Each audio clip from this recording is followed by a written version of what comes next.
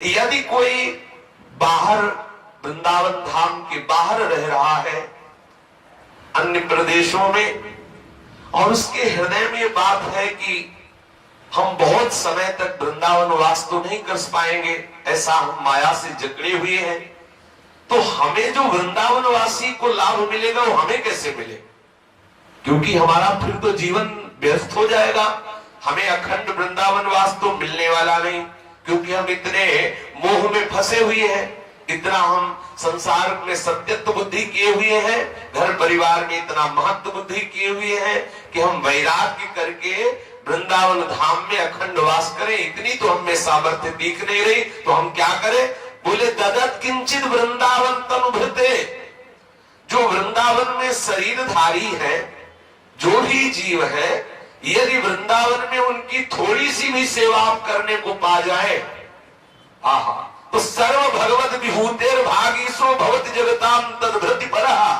कितनी अद्भुत बात कह रहे श्रीपाद प्रबोधानंद जी। ये वृंदावन के जो पक्षी हैं, वृंदावन की ये जो गाय पशु आदि, ये जो वृंदावन के बंदर आदि, यहाँ के जो ब्रजवासी जन, यहाँ जो वास करने वाले संत महात्मा, जो भी गृहस्थी जन जो भी है, यदि कहीं यहाँ किसी की भी आपके द्वारा धन अन्न वस्त्र वास आदि की सेवा बन जाए आपसे, तो श्रीपाद प्रबोधानंद जी कह रहे हैं कि वो भगवान की समस्त विभूतियों को तृप्त करने वाला बन जाता है।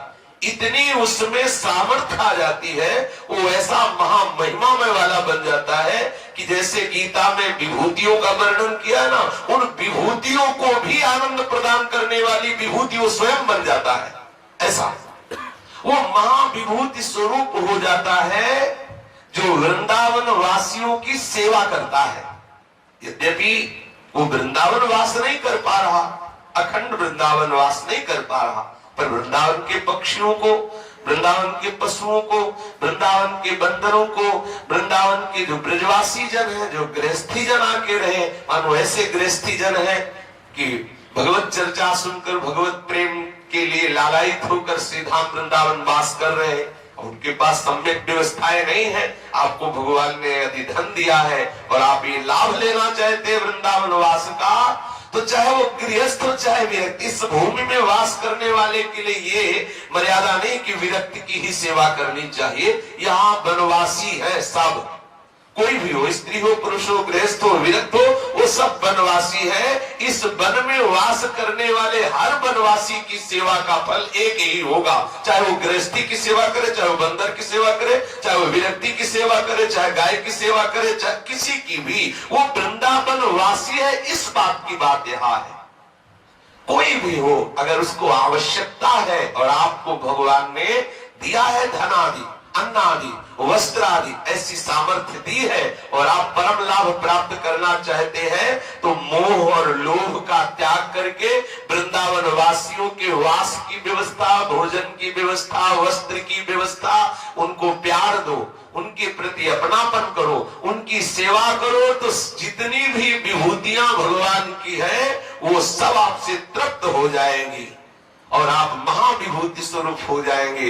महाविभूति स्वरूप अर्थात बिना वृंदावन वास किए भी वृंदावन वास का फल आपको प्राप्त हो जाएगा। कितनी सहज बात है। कांच के बदले में मणि मिल रही है, कांच के बदले।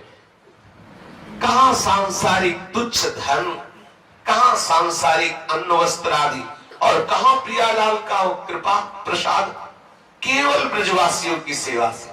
जैसे माँ को प्रसन्न करना हो तो उसके बेटे को दुलार करने लगो, कुछ उसको खिला पिला दो, तो माँ अपने आप बोलने लगे। ऐसे माँ से बात करने की तुम्हारी सामर्थ्य नहीं होगी, लेकिन जब आप उसका बेटा जा रहा हो, दौड़ के उसको टाफी दो, दुलार करो और कुछ भी देने लगो, तो माँ अपने आप बात कर लेगी। आप भाई ऐसा क्यों कर रहे हो, रहने दो बच्चा, वो अपने आप आपसे प्रेम भरी बात करने लगे।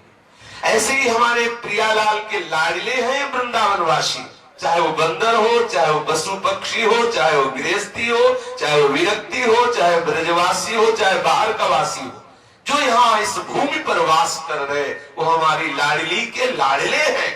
प्यारी जी ने कृपा की तब आके वास कर रहे।